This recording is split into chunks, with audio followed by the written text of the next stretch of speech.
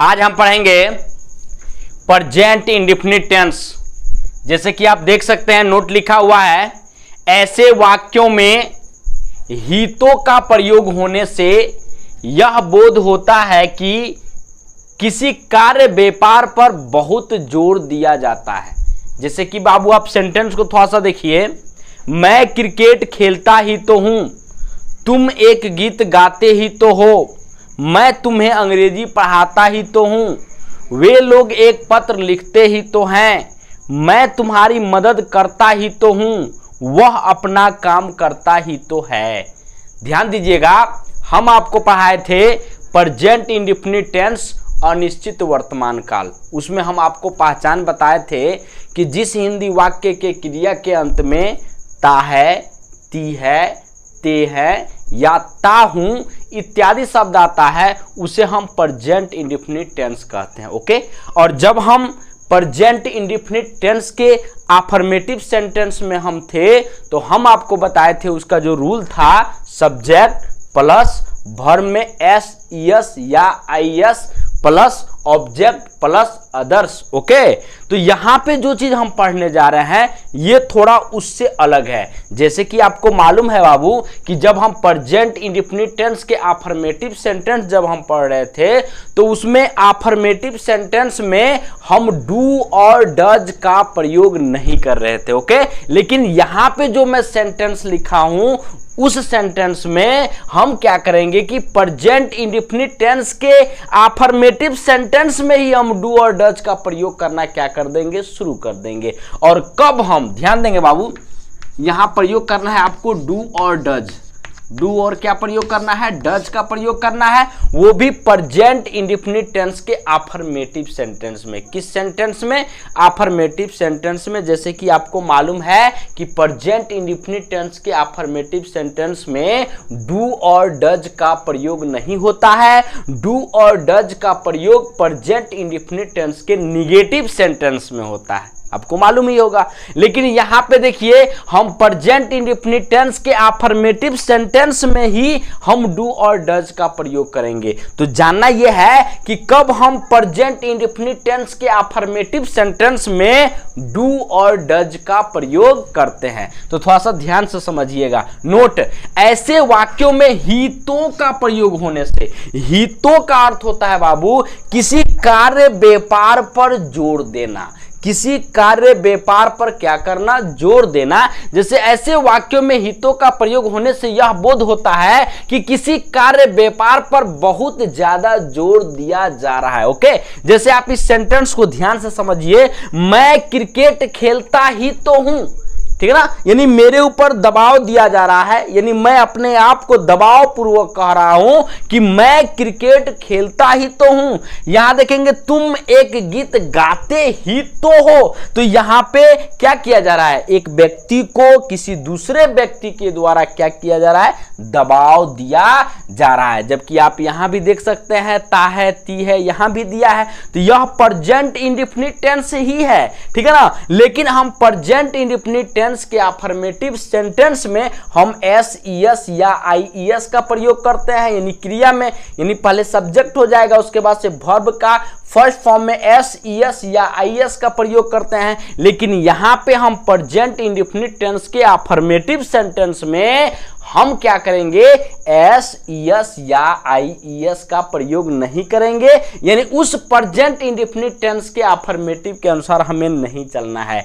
यहां पे किसी व्यक्ति को किसी कार्य व्यापार पर अत्यधिक जोर दिया जा रहा है, तो यहां पे हम क्या करेंगे, प्रेजेंट इंडेफिनिट टेंस के अफर्मेटिव सेंटेंस में ही हम डू और डज का प्रयोग करना क्या कर देंगे, शुरू कर देंगे। ओके, जैसे कि आप यहां पे रूल देख सकते हैं बाबू, सबसे पहले आपको सब्जेक्ट यानी कर्ता लिखना है, और इस कर्ता के अनुसार एक वचन है तो आपको डज का प्रयोग करना है, बहुवचन है तो डू का प्रयोग करना है, और अगर कर्ता आपका एक वचन है, सॉरी, कर्ता अगर आपका आई है तो यहाँ पे आपको डू का प्रयोग करना है। ओके, यानी फिर से एक बार देख लेंगे, अगर आपका कर्ता एक वचन है तो डज का प्रयोग करेंगे, अगर कर्ता आपका बहुवचन है तो डू का प्रयोग करेंगे, और अगर कर्ता आपका आई है तो आप यहाँ पे डू का प्रयोग करेंगे। और वर्ब का फर्स्ट फॉर्म लिखना है, यानी SES या IS का आपको प्रयोग नहीं करना है। उसके बाद से आपका ऑब्जेक्ट यानी कर्म हो जाएगा, उसके बाद से अदर्स यानी क्या हो जाएगा, अन्य हो जाएगा। ओके, अब यहां देखिए, मैं क्रिकेट खेलता ही तो हूं। ओके, तो इस रूल के अनुसार हम चलेंगे। सबसे पहले हमारा रूल क्या कर रहा है, सब्जेक्ट यानी कर्ता को लिखना है। तो कर्ता क्या है, मैं, तो यहाँ पे मैं का अंग्रेजी क्या हो जाएगा, आई हो जाएगा। ओके, अब आई के साथ सहायक क्रिया क्या लिखेंगे, डू लिखेंगे। तो यहाँ पे आपका डू हो जाएगा। और उसके बाद देखिए आपका रूल क्या कर रहा है, वर्ब का फर्स्ट फॉर्म आपको लिखना है, यानी क्रिया का पहला रूप लिखना है। तो यहाँ पे आपका क्रिया क्या है बाबू, खेलना।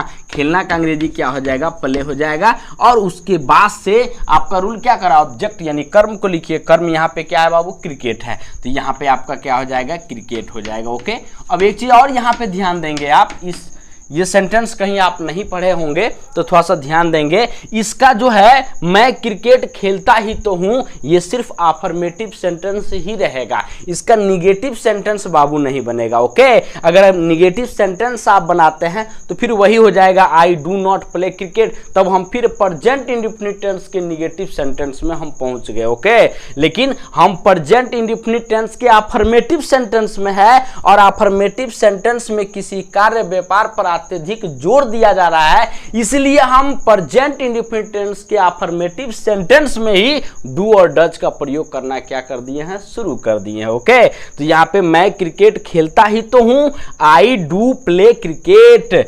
तुम एक गीत गाते ही तो हो, तो यहाँ पे देखिए तुम का अंग्रेजी क्या हो जाएगा, यू हो जाएगा, यानी सब्जेक्ट कर्ता आपका यू हो गया। डू या डज में से किसी एक को लिखना है। यू आपका कितना वचन है बाबू, बहुवचन है। तो यहाँ पे आपका क्या हो जाएगा, डू हो जाएगा। उसके बाद से वर्ब का फर्स्ट फॉर्म यानी क्रिया का पहला रूप। तो यहाँ पे देखेंगे क्रिया क्या है, गाते। गाते का अंग्रेजी क्या होता है बाबू, सिंग होता है। और उसके बाद देखिए आपका रूल क्या करा, ऑब्जेक्ट को लिखिए, कर्म को लिखिए।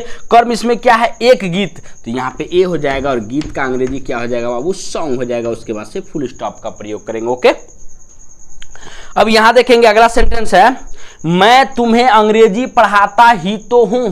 यहां पे भी देखिए कार्य व्यापार पर क्या किया जा रहा है, जोर दिया जा रहा है। तो भले ही यह प्रेजेंट इंडेफिनिट टेंस का अफर्मेटिव सेंटेंस है, ओके, लेकिन हम क्या करेंगे, यहां पे प्रेजेंट इंडेफिनिट टेंस का अफर्मेटिव सेंटेंस है, लेकिन यहां पे कार्य व्यापार पर जोर दिया जा रहा है, इसलिए हम इसके अफर्मेटिव सेंटेंस में ही डू और डज का प्रयोग करना शुरू कर देंगे। जैसे कि रूल आप यहां पे देख ही रहे हैं। सबसे पहले सब्जेक्ट, डू या डज में से किसी एक को लिखना है, वर्ब का फर्स्ट फॉर्म, ऑब्जेक्ट, और क्या हो जाएगा, अदर्स हो जाएगा। तो यहां देखिए मैं दिया है, तो मैं का अंग्रेजी क्या हो जाएगा बाबू, आई हो जाएगा। ओके, अब आई के साथ सहायक क्रिया डू या डज में से किसी एक को लिखना है। तो क्या लिखेंगे बाबू, डू लिखेंगे। तो यहां पे आपका क्या हो जाएगा, डू हो जाएगा। और उसके बाद देखिए आपका रूल क्या कर रहा है, वर्ब का फर्स्ट फॉर्म यानी क्रिया का पहला रूप लिखना है। इसमें देखिए क्रिया क्या है, पढ़ाना। तो पढ़ाना का अंग्रेजी क्या हो जाएगा बाबू, टीच हो जाएगा। और उसके बाद से आपका रूल क्या कर रहा है, ऑब्जेक्ट यानी कर्म को लिखिए। अब इस सेंटेंस में कर्म क्या है, तुम्हें। ओके, तो यहां पे क्या लिखेंगे बाबू, यू लिखेंगे। और फिर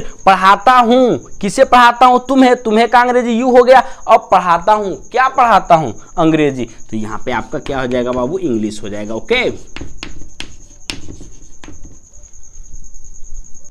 अब अगला सेंटेंस देखेंगे बाबू, वे लोग एक पत्र लिखते ही तो हैं। तो यहां पे भी देखिए कार्य व्यापार पर क्या किया जा रहा है, जोर दिया जा रहा है। तो इस तरीके का अगर सेंटेंस आता है तो आप प्रेजेंट इंडेफिनिट टेंस के अफर्मेटिव सेंटेंस में ही डू और डज का प्रयोग करना शुरू कर देंगे।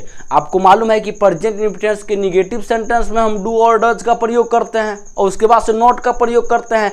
लेकिन अगर कार्य व्यापार पर अगर प्रेजेंट टेंस में या प्रेजेंट इंडेफिनिट टेंस में अगर जोर दिया जा रहा है, तो आप क्या करेंगे, प्रेजेंट इंडेफिनिट टेंस के अफर्मेटिव में ही, अर्थात सिंपल में ही आप डू और डज का प्रयोग करना क्या कर देंगे, शुरू कर देंगे। ओके, तो यहां देखिए क्या दिया, वे लोग एक पत्र लिखते ही तो हैं। यानी यहां पे कार्य व्यापार पर यानी पत्र लिखने पर क्या किया जा रहा है, जोर दिया जा रहा है। तो देखिए सबसे पहले हम सब्जेक्ट लिखेंगे। जैसे कि रूल यहां पे आपका है, सब्जेक्ट यानी कर्ता। कर्ता क्या है बाबू, वे लोग। वे लोग का अंग्रेजी क्या हो जाएगा, दे हो जाएगा। ओके, अब उसके बाद देखिए आपका रूल क्या कर रहा है, डू या डज में से किसी एक को लिखना है। दे आपका बहुवचन है, तो बहुवचन है तो सहायक क्रिया क्या प्रयोग करेंगे बाबू, डू का प्रयोग करेंगे। तो डू हो गया। उसके बाद से आपका रूल क्या कर रहा है, वर्ब का फर्स्ट फॉर्म यानी क्रिया का पहला रूप लिखना है। ओके, तो क्रिया का पहला रूप लिखना है। तो इसमें देख लीजिए क्रिया आपका क्या है, लिखते। लिखते का अंग्रेजी यानी लिखना, मतलब लिखते का मतलब क्या हुआ, लिखना हुआ। लिखना का अंग्रेजी क्या होता है बाबू, राइट होता है। तो दे डू यहाँ पे क्या हो जाएगा, राइट हो जाएगा।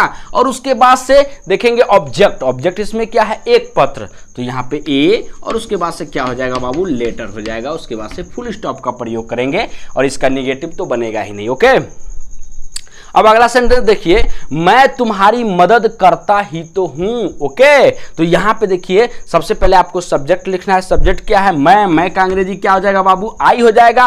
और आई के बाद से हम इसमें सहायक क्रिया क्या लिखेंगे, डू लिखेंगे, क्योंकि यहां पे कार्य व्यापार पर क्या किया जा रहा है, जोर दिया जा रहा है। भले ही यह प्रेजेंट इंडेफिनिट टेंस का अफर्मेटिव सेंटेंस ही क्यों ना हो, यानी पॉजिटिव सेंटेंस ही क्यों ना हो, लेकिन यहां पे कार्य व्यापार पर जोर दिया जा रहा है, तो हम अफर्मेटिव यानी सिंपल में ही डू और डज का प्रयोग करना शुरू कर देंगे। तो मैं का अंग्रेजी आई हो गया, आई के साथ सहायक क्रिया डू का प्रयोग करते हैं। उसके बाद से हम वर्ब यानी क्रिया का फर्स्ट फॉर्म लिखेंगे। इसमें क्रिया क्या है बाबू, मदद करना। मदद करने का अंग्रेजी क्या होता है, हेल्प होता है। और उसके बाद से ऑब्जेक्ट यानी ऑब्जेक्ट क्या है, तुम्हारी, तुम्हारी का अंग्रेजी क्या हो जाएगा, यू हो जाएगा। और उसके बाद से फुल स्टॉप का प्रयोग करेंगे। ओके, अगला सेंटेंस देखेंगे, वह अपना काम करता ही तो है। ओके, ध्यान समझिएगा, वह अपना काम करता ही तो है। यहां पे भी किसी कार्य व्यापार पर क्या किया जा रहा है, जोर दिया जा रहा है। तो यहां भी हम प्रेजेंट इंडेफिनिट टेंस के अफर्मेटिव सेंटेंस में ही डू और डज का प्रयोग करना शुरू कर देंगे। तो चलिए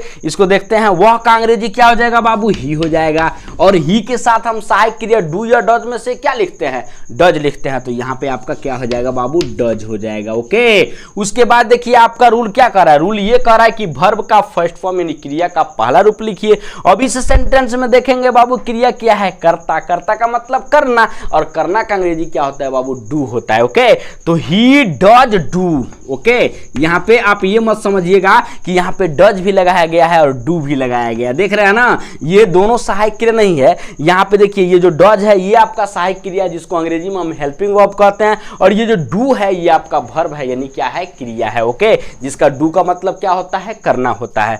तो ही डज डू हो गया। अब उसके बाद देखिए ऑब्जेक्ट को लिखना है, कर्म को लिखना है। अब इस सेंटेंस में देखेंगे कर्म क्या है बाबू, अपना काम। तो यहां पे अपना का अंग्रेजी क्या होगा, तो सब्जेक्ट के पास पहुंचेंगे। सब्जेक्ट यानी करता। करता क्या है, वह का अंग्रेजी क्या होता है बाबू, ही होता है। और ही के साथ हम अपना के लिए क्या बताएं, हिज बताए हैं। तो यहां पे ही डज डू, यहां पे क्या हो जाएगा, हिज हो जाएगा। और अपना के साथ किसका संबंध है, काम का संबंध है। तो he does do his work हो जाएगा।